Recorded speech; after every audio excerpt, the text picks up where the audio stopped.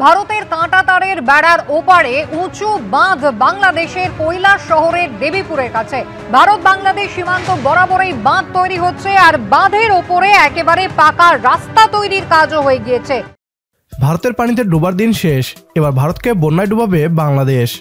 এতদিন বাংলাদেশে নিজেদের পুতুল সরকার বসিয়ে আমাদের দেশকে ইচ্ছামতো ব্যবহার করেছে ভারত। সীমান্তে ভারতীয় বিএসএফকে দিয়ে নিরীহ বাংলাদেশিদের হত্যা থেকে শুরু করে নদীতে বাঁধ দিয়ে বাংলাদেশকে বন্যায় ভাসানো সবকিছুই করেছে ভারতীয়রা।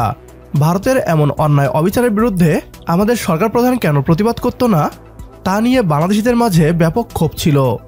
কবে আমাদের পক্ষ থেকেও উচিত জবাব দেয়া হবে, সেই অপেক্ষায় থাকতো এদেশের জনগণ। আমাদের সেই অপেক্ষার অবসান ঘটেছে অবশেষে। ছাত্র জনতার নতুন বাংলাদেশ ভারতের ইটের জবাবে পাথর নয়, বরং বাঁধ বানিয়ে দিচ্ছে। সীমান্তে বাঁধ তৈরি করে ভারতের রাতের ঘুম হারাম করে ফেলেছে বাংলাদেশ। কেন ভারত বর্ডারে উঁচু এবং পাকা বাঁধ তৈরি করছে বাংলাদেশ?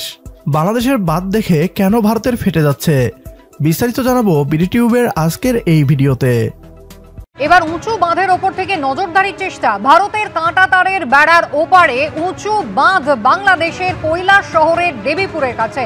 ভারত বাংলাদেশ সীমান্ত বরাবরই বাঁধ তৈরি হচ্ছে, আর বাঁধের ওপরে একেবারে পাকা রাস্তা তৈরির কাজও হয়ে গিয়েছে।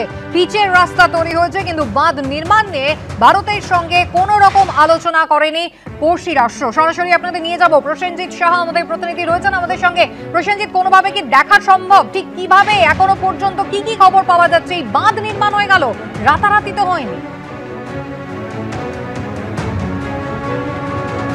একেবারে আমি জানি রাখি যে প্রেক্ষাপটটা গত কয়েকদিন আগে ত্রিপুরার বিধানসভা শীতকালীন অধিবেশন চলছিল, এবং সেখানে কৈলাস শহরের যিনি কংগ্রেস বিধায়ক বীরজিৎ সিনহা, তিনি প্রথম উত্থাপন করেন বিষয়টি এবং দৃষ্টিতে নিয়ে যায় সবার।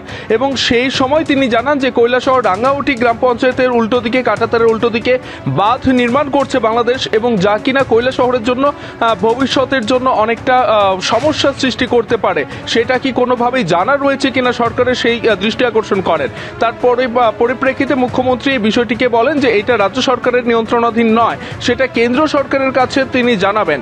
তারপরই কিন্তু দুদিনের মধ্যে সেই ঊনকোটি জেলার জেলা শাসক এবং সেখানকার যারা রয়েছে জনপ্রতিনিধিরা, তাদের একটা দল, তারা সেখানে যান এবং একেবারে চমকে দেওয়ার মতো দৃশ্য চোখে উঠে আসে।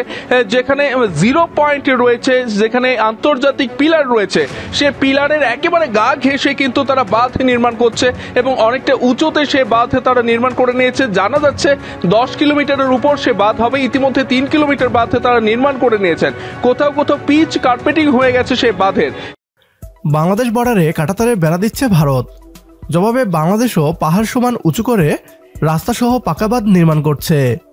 উঁচু করে বাংলাদেশের রাস্তা নির্মাণের ফলে বিজিবি বিএসএফ এর কর্মকাণ্ডের উপর নজর রাখার পাশাপাশি বর্ষা মৌসুমে ভারত পানি ছেড়ে দিলে এটি বাঁধ হিসাবেও কাজ করবে।